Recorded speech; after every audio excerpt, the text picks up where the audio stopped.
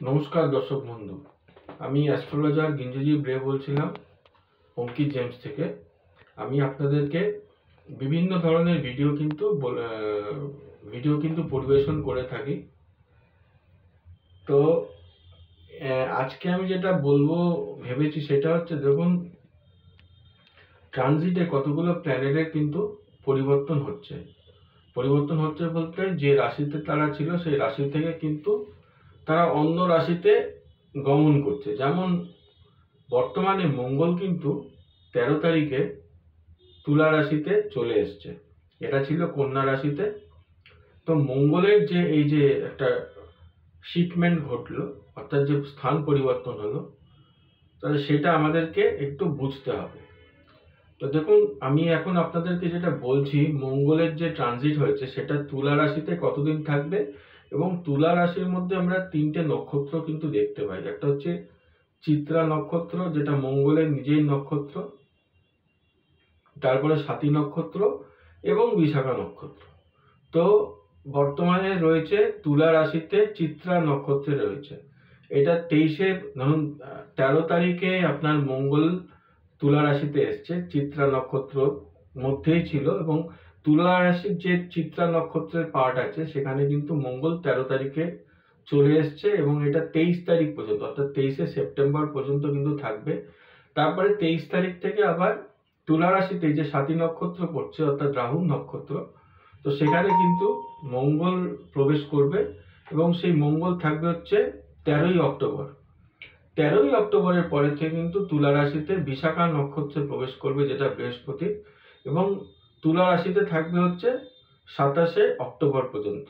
এই যে স্প্যানটা রয়েছে, তো এই স্প্যানে আমি আলোচনা করব মঙ্গলের যে ট্রানজিটটা হয়েছে তুলা রাশিতে বিভিন্ন লগ্নের সাপেক্ষে কি মানে ফলাফল হতে পারে, সেটা কিন্তু আমি আপনাদেরকে জানাবো।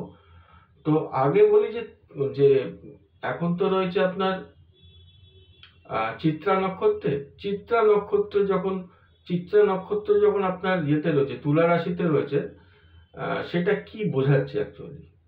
চিত্রা নক্ষত্র তুলার যে পার্টটা, সেটা কি বোঝাচ্ছে অ্যাকচুয়ালি, সেটা আগে আমাদেরকে দেখতে হবে। তারপর আমরা কি আলোচনা করব, মঙ্গলের কারকতা কি সেটা আলোচনা করব। এটা যখন আমরা জেনে গেলাম, তারপরে আমরা যেটা দেখব সেটা হচ্ছে প্রত্যেকটা লগ্নের সাপেক্ষে কি ফলাফল হতে পারে, এই মঙ্গলের এই যে পরিবর্তনটা হলো কি হতে পারে সে সম্বন্ধে কিন্তু আলোচনা করব।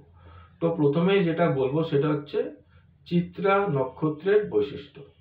যেমন চিত্রা নক্ষত্র এখানে যেটা বোঝানো হচ্ছে সেটা হচ্ছে যে কোনো সৃষ্টিমূলক কাজে যে অনুপ্রেরণা পাওয়ার ব্যাপার থাকে, অর্থাৎ ব্যাপারটাকে আরো বুস্ট আপ করে দেওয়ার যে ব্যাপারটাকে, সেটা কিন্তু চিত্রা নক্ষত্র থেকে আমরা দেখতে পাই। 1 নম্বর কথা। 2 নম্বর কথা কি, চিত্রা নক্ষত্র থেকে আমরা কি দেখতে পাই, একজন জাতকের অ্যাম্বিশন লেভেল কতটা, অর্থাৎ অ্যাম্বিশাস যখন জাতক হয়ে যায়, সেটা কিন্তু একটা চিত্রা নক্ষত্রের গুণ বলতে পারেন। 3 নম্বর হচ্ছে যে পেশেন্স কিন্তু বজায় রাখতে হবে, অর্থাৎ ধৈর্যচ্যুতি যদি হয়ে যায় তাহলে দেখুন সৃজনশীল কাজে কিন্তু ব্যাঘাত ঘটবে। যখনই সৃজনশীল কাজে ব্যাঘাত ঘটবে তখন কিন্তু চিত্রা নক্ষত্রের যে সাপোর্ট, অর্থাৎ সৃজনশীল কাজে চিত্রা নক্ষত্রের যে একটা সাপোর্টের দরকার, সেই সাপোর্টটা কিন্তু জাতক ততখানি পাবে না, অর্থাৎ পেশেন্স কিন্তু বজায় রাখতে হবে। আর যেটা আমরা দেখতে পারি যে এফোর্ট দেওয়াতে যদি স্টেবিলিটি থাকে তবে কিন্তু ইচ্ছে পূরণ হওয়া সম্ভব, অর্থাৎ এফোর্টটা অলওয়েজ দিয়ে যেতে হবে। তাহলে কিন্তু, অর্থাৎ এফোর্ট দেওয়ার কাজটা যদি স্টেবল থাকে তাহলে কিন্তু চিত্রা নক্ষত্রে যেটা মানুষ চাইছে সেই ইচ্ছা পূরণের জায়গাটা কিন্তু মানুষ ফুলফিল করতে পারে। এটা হলো চিত্রা নক্ষত্রের যে বৈশিষ্ট্য, ছোট করে আপনাদেরকে বললাম।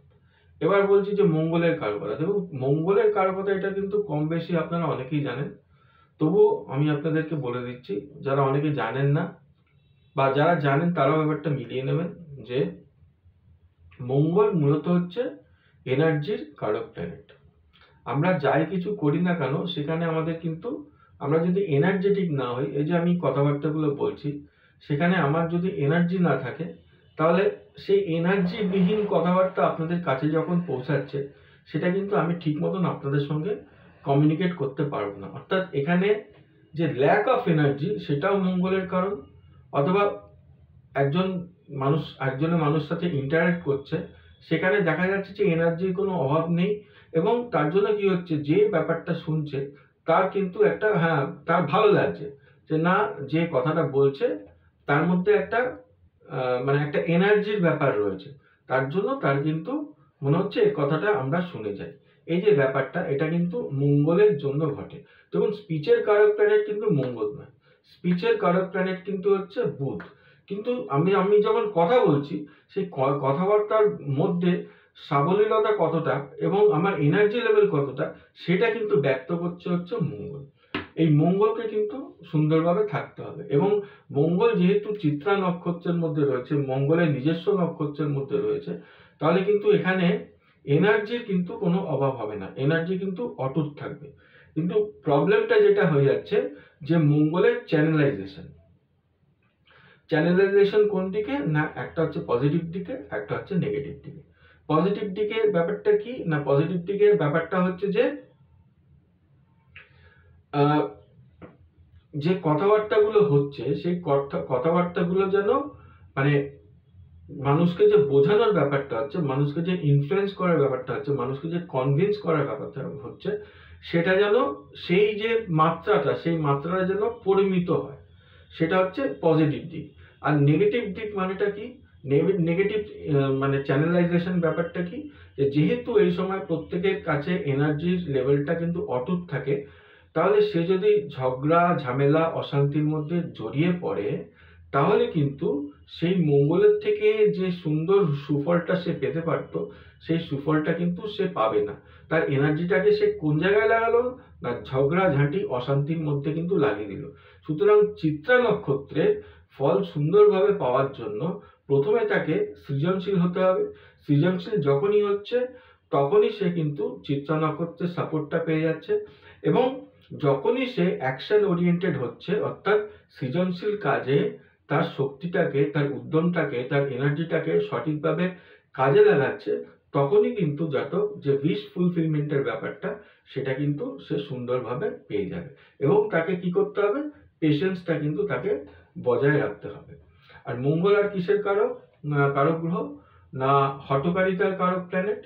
মঙ্গল আর কিসের কারক প্ল্যানেট, মঙ্গল হচ্ছে অ্যাগ্রেসিভনেসের কারক প্ল্যানেট। মঙ্গল কিসের কারক প্ল্যানেট, মঙ্গল হচ্ছে বোল্ডনেস, মনোবল, বোল্ডনেস, অর্থাৎ সাহসিকতা প্রদর্শন করা, তার কিন্তু কারক প্ল্যানেট।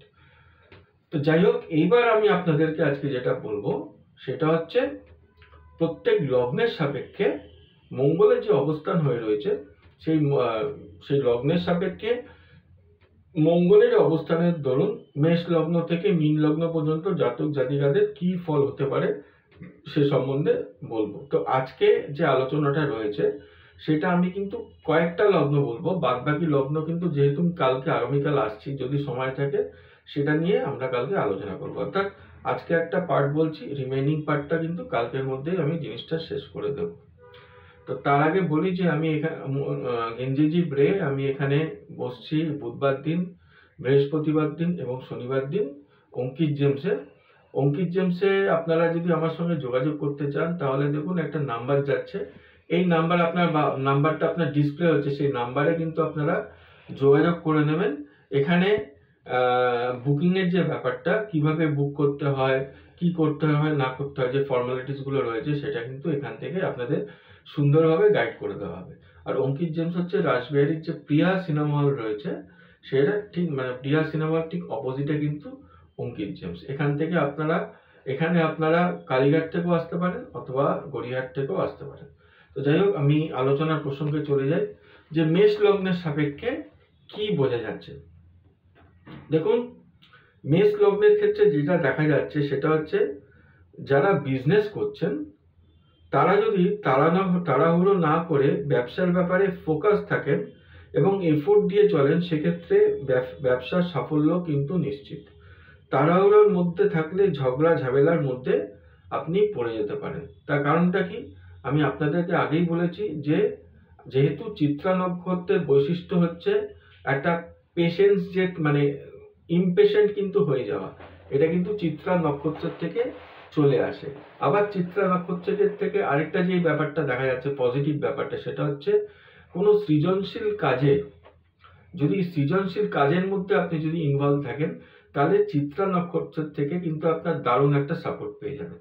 তাহলে বিজনেসের ক্ষেত্রে কি করতে হবে, আপনাকে কিন্তু ক্রিয়েটিভিটি বজায় রাখতে হবে, তাহলে কিন্তু চিত্রা নক্ষত্রের সাপোর্ট আপনারা পেয়ে যাচ্ছেন। আর যেহেতু এখানে মঙ্গল রয়েছে, অর্থাৎ আপনাদের এনার্জি লেভেলের কিন্তু কোনো সমস্যা হবে না, সেটাকে জাস্ট একটা পজিটিভ জায়গাতে আপনারা চ্যানেলাইজ করে দিন, সেখান থেকেই কিন্তু আপনারা বিজনেসে একটা দুর্দান্ত ফল কিন্তু এ সময় পেতে চলেছে। এটা চলে গেল হচ্ছে আপনার মেষ লগ্ন। চলে আসছি তারপরে বৃষ লগ্নের ক্ষেত্রে। বৃষ লগ্নের ক্ষেত্রে দেখা যাচ্ছে যারা কম্পিটিটিভ পরীক্ষা দিচ্ছেন বা মামলা মোকদ্দমার মধ্যে রয়েছেন, কোনো হঠকারী সিদ্ধান্তের দরুন ক্ষতির আশঙ্কা কিন্তু থেকে যাচ্ছে। ফোকাস বজায় রেখে ধৈর্যের সঙ্গে কাজকর্মগুলি যদি করে যান, তাহলে কিন্তু আপনাদের এখানে যথেষ্ট জায়গাটা পজিটিভ কিন্তু হয়ে যাচ্ছে, এবং সেক্ষেত্রে আপনাদের যে সফলতার যে কোশেন্ট রয়েছে, সেই কোশেন্টটা কিন্তু বৃদ্ধি পাচ্ছে। এরপরে চলে আসছি মিথুন লগ্নের ক্ষেত্রে।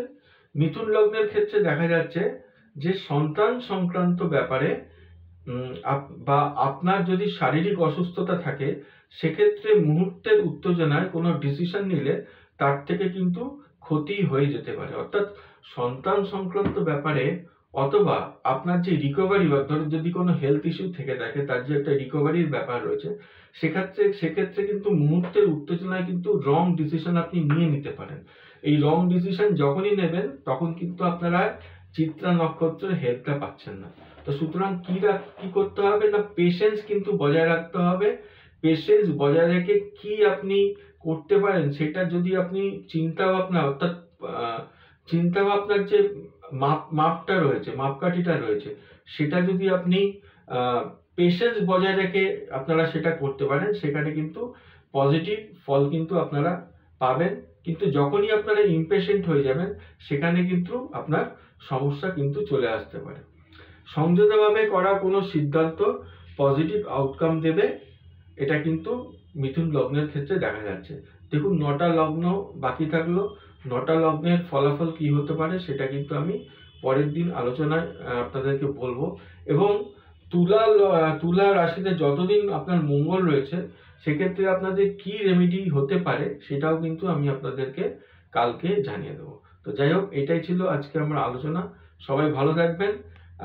সামনেই পুজো চলে আসছে, সবাই আনন্দের মধ্যেই রয়েছেন। তবুও যদি মনে হয় কনসালটেন্সি নেবেন, তাহলে কিন্তু অঙ্কিত জেমসে আপনারা যোগাযোগ করতে পারেন। আমি এখানে বুধবার দিন, বৃহস্পতিবার দিন এবং শনিবার দিন বসি। তো আগামীকাল পরবর্তী আলোচনার দিকে আপনাদের নজর থাকুক। ভালো থাকুন। ধন্যবাদ।